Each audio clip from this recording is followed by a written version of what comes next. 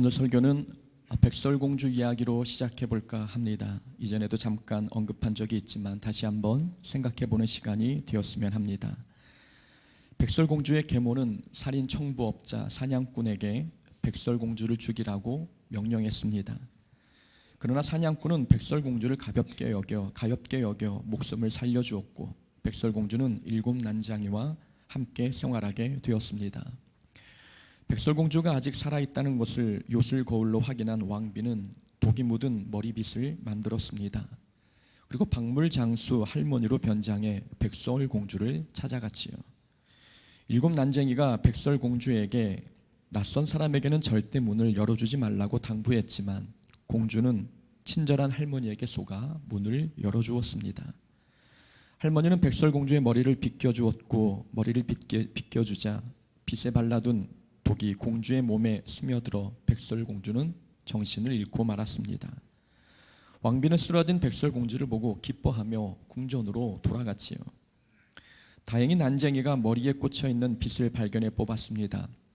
그러자 백설공주는 숨을 크게 들이키며 눈을 떴습니다. 7난쟁이는 아무리 친절한 사람이라도 집에 들이지 말라고 당부했는데 또 잊었느냐며 다그쳤습니다.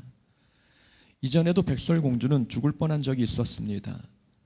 공주는 장사꾼으로 변장한 왕비에게 속아 레이스 끈으로 목이 졸려 쓰러졌었습니다. 그 사건이 있은 지 얼마 지나지 않았는데 공주는 또다시 낯선 사람에게 문을 열어준 것입니다. 그러나 얼마 후에 공주는 또다시 사과 장수로 변장한 왕비에게 문을 열어주고 말았습니다. 왕비는 독이 든 사과를 공주에게 건네줬고, 공주는 사과를 먹고 잠이 들어 쓰러졌습니다.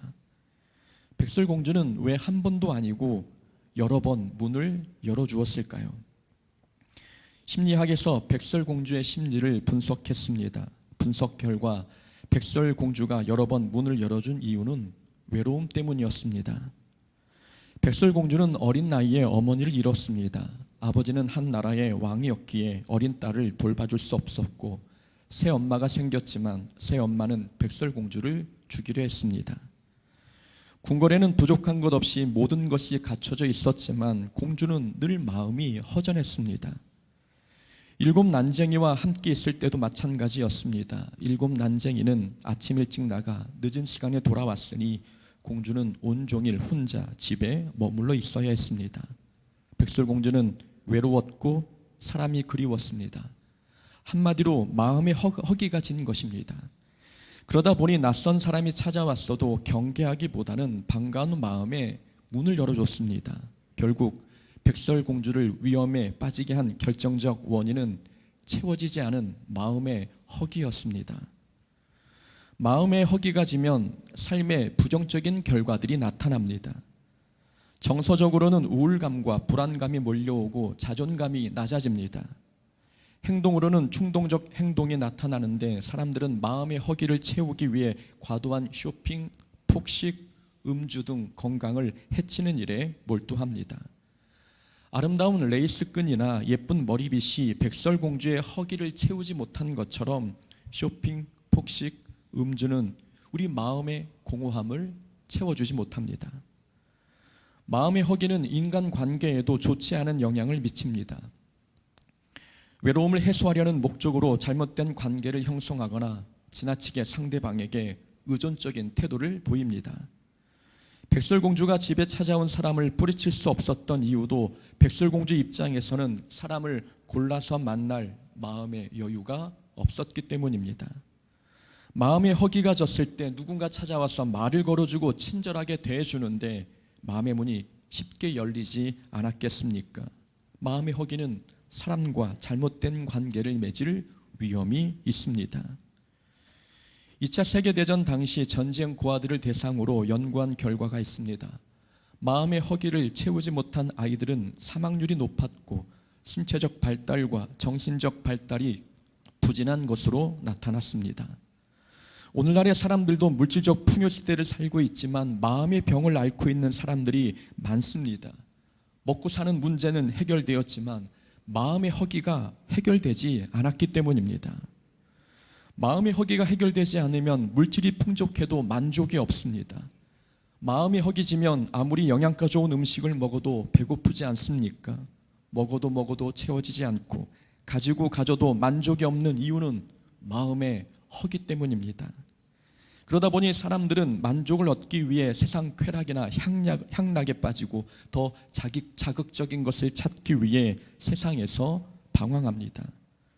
그래서 삶에서 중요한 것은 육신의 허기를 해결하는 것보다 마음의 허기를 해결하는 것입니다. 마음의 허기를 해결하지 못하면 삶의 여러 부분에 문제가 생기기 때문입니다.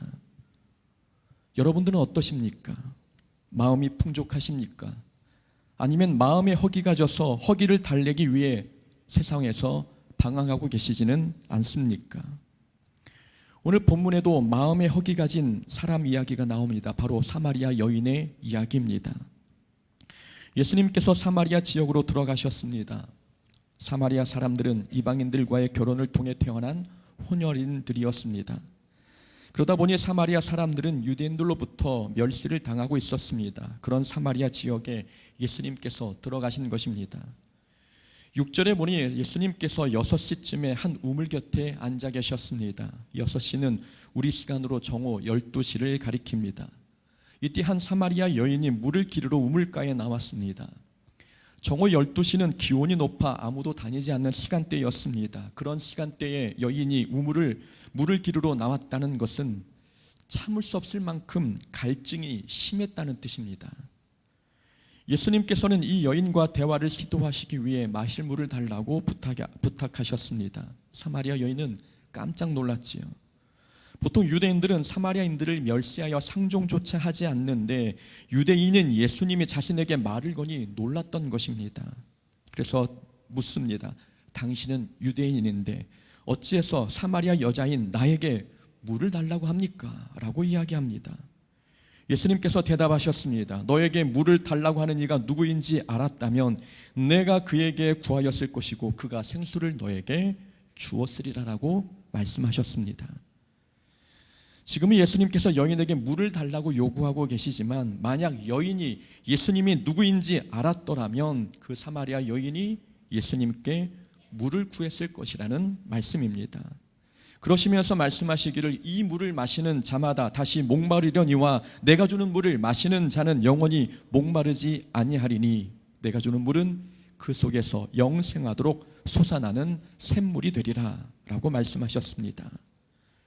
내가 주는 물을 마시는 자는 영원히 목마르지 아니하리니 예수님께서 영원히 목마르지 않는 생수에 관해 말씀하셨다는 것은 지금 우물가의 여인이 느끼는 이 갈증은 육신의 갈증이 아니라 마음의 갈증, 삶의 갈증이라는 것을 알 수 있습니다. 여인이 뜨거운 정오 시간에 물을 기르러 나온 것은 마음의 허기 곧 마음의 갈증을 해결하기 위함이었습니다. 그러나 마음의 갈증이 우물물을 마신다고 해결되겠습니까? 그래서 예수님께서는 여인에게 영원히 목마르지 않는 물을 주시겠다고 말씀하셨습니다. 내가 주는 물을 마시는 자는 영원히 목마르지 아니하리니 예수님께서 주시겠다는 이 물은 문자 그대로 마시는 물을 의미하는 게 아닙니다. 비유적인 표현으로서 예수님을 만나야 한다는 뜻입니다. 삶의 갈증, 마음의 갈증은 예수님을 만나면 사라진다는 것을 우리에게 가르쳐주고 있는 본문의 내용입니다. 마음의 허기는 예수님을 만나야 채워집니다. 마음의 허기는 먹는 것, 입는 것, 자는 것으로 채워지지 않습니다. 옆에 배우자가 있고 통장에 잔고가 많아도 마음이 허기질 때가 있지 않습니까? 마음의 허기는 예수님을 만나야 채워지는 것입니다. 구약의 솔로몬 왕도 같은 가르침을 주고 있습니다.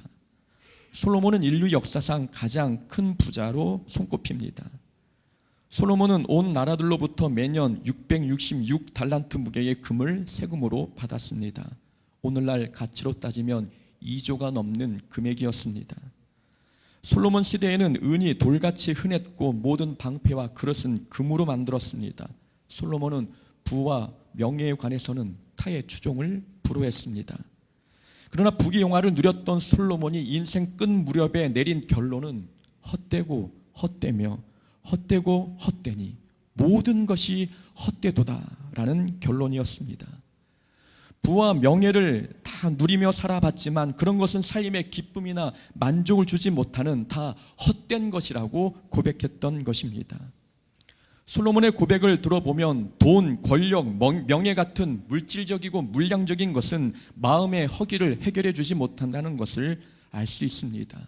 누릴 것 다 누려보고 경험할 것 다 경험해본 솔로몬이 깨달은 진리는 세상의 부귀 영화는 마음의 허기를 채워주지 못한다는 것이었습니다. 그러면서 솔로몬은 인생의 허무함은 하나님을 만날 때 해결된다고 고백했습니다. 하나님을 경외하고 그의 명령들을 지킬지어다. 이것이 모든 사람의 본분이니라. 전도서 12장의 말씀입니다. 전도서 1장에서 솔로몬은 모든 것이 헛되다고 말했습니다. 그랬던 솔로몬이 전도서 마지막 장인 12장에 와서 하나님을 경외하라고 가르쳤습니다. 인생의 허무함, 곧 마음의 허기를 해결하는 방법은 하나님을 경외하는 것임을 가르쳐준 것입니다. 마음의 허기는 하나님을 통해 해결받을 수 있습니다. 마음의 허기는 좋은 차, 비싼 아파트, 명품 백으로 해결되지 않습니다. 좋은 차를 샀다 해도 그 기쁨이 며칠을 가겠습니까? 비싼 아파트를 매입하면 그 기쁨이 영원하십니까? 우물물을 마시면 당장은 해결되는 것 같아도 금방 다시 갈증이 찾아옵니다. 그것처럼 좋은 차, 집, 명품 가방 이런 것은 우물과 같은 것입니다. 지금 당장은 갈증이 해소되는 것 같지만 다시 목마름이 찾아옵니다. 그래서 우리는 하나님을 만나야 합니다. 우리의 영원한 생수가 되시는 하나님만이 우리 마음의 갈증을 해결해 줄 수 있기 때문입니다. 그렇다면 왜 하나님만이 우리 마음의 허기를 채울 수 있을까요? 이유는 사람은 하나님의 형상으로 지음받은 존재이기 때문입니다. 사람이 하나님의 형상으로 지음받았다는 말은 우리는 세상의 어떤 만물보다도 더 크고 존귀한 존재라는 뜻입니다. 지난주에도 말씀드렸습니다. 우리가 세상 모든 만물보다 큰 존재로 지음받았다는 것은 우리는 세상에 속한 것으로는 만족이 안 된다는 뜻입니다. 돈보다 사람이 더 큰 존재인데 사람이 어찌 돈으로 만족이 되겠습니까? 돈은 사람보다 크지 않기에 사람은 돈으로 만족할 수 없는 존재입니다. 우리를 만족시키려면 우리보다 더 큰 존재를 만나야 합니다. 우리보다 더 큰 존재는 우리를 창조하신 아버지이신 하나님이십니다. 세상을 창조하신 하나님께서 우리 마음에 그리고 우리 삶에 오실 때에 우리는 세상을 다 얻은 것 같은 큰 기쁨을 경험합니다. 그때 비로소 마음의 갈증이 해소됩니다. 그래서 마음의 갈증과 허기는 우리가 하나님을 만날 때 해결됩니다. 비록 무화과 나무가 무성하지 못하며 포도나무에 열매가 없으며 우리의 양이 없으며 외양간에 소가 없을지라도 나는 여호와로 말미암아 즐거워하며 나의 구원의 하나님으로 말미암아 기뻐하리로다. 하박국 선지자의 고백입니다. 하박국 선지자는 전쟁으로 나라를 잃고 삶의 모든 소유를 빼앗겨도 오직 하나님만으로 즐거워하고 기뻐한다고 고백했습니다. 밭에 소출이 없고 기르던 양과 소를 다 잃어도 하박국은 삶의 기쁨을 빼앗기지 않았습니다. 하박국 선지자의 기쁨의 근원은 물질적인 것이 아니라 하나님이셨기 때문입니다. 하박국 선지자의 마음에 허기가 지지 않도록 기쁨을 가득 채워주셨던 분은 하나님이셨던 것입니다. 여호와는 나의 목자시니 내게 부족함이 없으리로다. 다윗의 고백입니다. 다윗의 삶이 늘 풍족했던 것은 아닙니다. 그럼에도 다윗이 자신의 삶에 부족함이 없다고 고백한 이유는 하나님께서 다윗과 함께 하셨기 때문입니다. 다윗의 마음을 풍족하고 배부르게 하는 것은 왕이 가지고 있는 권력이나 그가 가지고 있는 금은보화가 아니었습니다. 다윗과 함께 하시는 하나님이 함께 계시니 다윗의 삶에 부족함이 없었습니다. 다윗 마음의 허기를 채우시는 분은 하나님이셨습니다. 하나님이 나를 웃게 하시니 듣는 자가 다 나와 함께 웃으리로다. 아들 이삭을 낳은 사라가 한 고백입니다. 자신을 웃게 하시는 분은 하나님이시라고 고백했습니다. 하나님은 우리 마음에 기쁨을 가득 채워주셔서 우리를 웃게 하시는 분이십니다. 마음의 공허함을 채우시고 허기를 채우시니 우리 마음에 기쁨이 넘쳐 얼굴에 웃음이 가득합니다. 하나님만이 마음의 허기를 채워주셨음을 고백한 것입니다. 이렇게 우리 마음의 허기를 채우시고 삶의 갈증을 해결하시는 분은 오직 하나님이십니다. 이 세상에 그 어떤 것도 마음의 허기를 채우지 못하지만 오직 하나님만이 삶의 갈증을 해결해 주십니다. 그러나 사람들은 마음의 갈증을 다른 것으로 해결하려고 합니다. 사마리아 여인은 시원한 우물물을 마시면 해결될 줄 알았습니다. 또한 남편을 자주 바꾸면 삶의 공허함과 외로움도 사라질 줄 알았습니다. 그래서 사마리아 여인은 남편을 5번, 6번 바꿨습니다. 혹시 사마리아 여인이 부러우신 분들 계십니까? 18절에서 예수님께서 여인에게 말씀하시기를 너에게 남편 5이 있었고 지금 있는 자도 내 남편이 아니니 라고 말씀하셨습니다. 여인이 남편을 자주 바꿨다는 것을 보여주고 있는 구절입니다. 여인은 사람을 바꾸면 마음의 갈증이 해결될 줄 알았습니다. 남편을 바꾸고 상황을 바꾸고 환경을 변화시키면 마음의 갈증이 해소될 줄 알았습니다. 그러나 마음의 갈증은 여전했고 그래서 뜨거운 정오에 갈증을 해결하고자 우물가에 나온 것입니다. 이렇게 사람들은 마음의 갈증을 세상의 것으로 해결하려고 합니다. 그러나 마음의 갈증은 외부의 것으로는 절대 해결할 수 없습니다. 14절에서 예수님께서 말씀하셨습니다. 내가 주는 물은 그 속에서 영생하도록 솟아나는 샘물이 되리라. 예수님께서 주시는 물을 마시면 우리 안에서 계속해서 샘물이 솟아난다는 말씀입니다. 우리 안에서 샘물이 솟아나게 하신다는 말씀은 이 마음의 허기는 밖의 것으로 채울 수 없다는 뜻입니다. 마음의 허기짐은 밖의 것으로 채울 수 없고 우리 안에 계신 하나님께서 만족과 기쁨을 공급해 주셔야 해결된다는 말씀입니다. 기독교 신학자이자 수학자였던 파스칼은 이렇게 말했습니다. 마음속에 어떤 공허감이 있다면 그것은 어떤 것을 찾고 있다는 증거이다. 그러나 그 부족한 것을 밖에서 찾을 수는 없다라고 이야기했습니다. 그러면서 덧붙인 말이 하나님께서는 각 사람의 마음속에 이 세상의 어떤 것으로도 채울 수 없고 오직 예수님을 통해서만 채울 수 있는 빈 곳을 두셨다라고 이야기했습니다. 파스칼도 마음의 공허는 밖의 것으로 채울 수 없다고 고백했습니다. 우리 마음에 빈자리가 있다면 그 공허함이 있다면 그것은 오직 예수님을 통해서만 채울 수 있다고 가르쳐준 것입니다. 그런데도 사람들은 돈을 많이 벌면 삶의 갈증이 해결될 줄 알고 있습니다. 높은 지위를 가지면 마음의 허기가 달래질 줄 압니다. 사람을 바꾸고 환경을 바꾸면 마음의 공허함이 메워질 줄 착각하고 있는 것입니다. 돈이 많으면 마음의 공허함과 외로움이 사라졌습니까? 만약 돈과 성공이 마음의 갈증을 해결해 줄 수 있다면 이 세상에서 가장 행복한 사람은 부자들일 것입니다. 그러나 주변을 보면 알 수 있듯이 부자라고 해서 다 행복하지 않고 가난하다고 해서 모두가 불행한 것은 아닙니다. 돈이 마음의 허기를 달래주는 건 아니기 때문입니다. 외부의 것은 모두 영원하지 않습니다. 돈도 영원하지 않고 사람 관계도 영원하지 않습니다. 돈, 사람, 권력, 명예, 외부의 것은 모두 상황과 환경에 따라 변하고 달라집니다. 이렇게 환경에 따라 변화되는 것을 붙들고 사는 삶이 안전하거나 평안할 수 있겠습니까? 늘 불안하지 않겠습니까? 상황에 따라 변하는 외부의 것은 우리 마음의 갈증을 채울 수 없습니다. 그러나 하나님은 영원하시며 변하지 않는 분이십니다. 야고보서에서도 고백하고 있듯이 하나님을 회전하는 그림자도 없으시다고 말씀하고 있습니다. 하나님은 회전하는 그림자도 없으시다라는 이 말씀은 하나님은 이 세상 환경에 영향받는 분이 아니시라는 말씀입니다. 해 아래 계신 분이 아니라 해 위에 계신 분이시기 때문에 하나님은 회전하는 그림자가 없는 분이십니다. 이 세상보다 크시고 환경의 지배를 받지 않는 분이심을 표현하신 말씀입니다. 그래서 하나님은 영원하시며 변함이 없는 분이십니다. 변하지 않고 영원하신 하나님께서 우리 마음에 내주하실 때에 우리 마음의 갈증이 해결됩니다. 그러니 마음이 공허할 때는 하나님을 찾아야 합니다. 하나님의 말씀이 우리 영혼을 시원케 하는 생수와 같습니다. 하나님의 말씀을 읽고 듣고 실천할 때, 하나님과 동행할 때 우리 삶의 갈증이 해결될 수 있습니다. 28절에 보니 사마리아 여인이 물동이를 버려두고 마을로 뛰어간 내용이 기록되어 있습니다.